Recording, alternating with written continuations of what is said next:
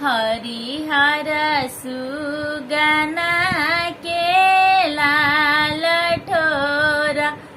आवरु पियर ठोरा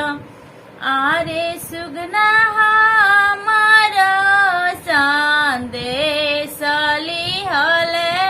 जइहत खदहि गावने आरे सुगना हमारो संदेश लिहले जइहब दवहि गावने वतियाइह पहिले नेवतिह कवन फुआ दूसरे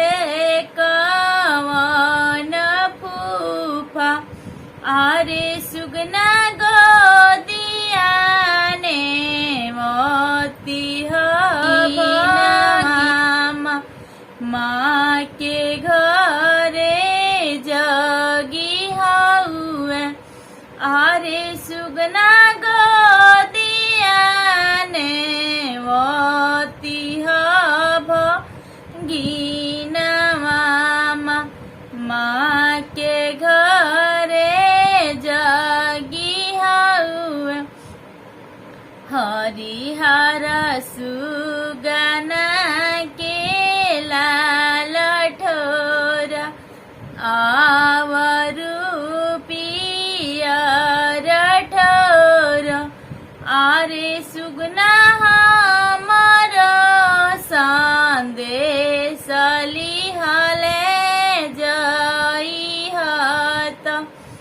राका बागावने वतियाइह पहिले नेवतिह कवन दीदी दूसरे कवन जीजा आरे सुगना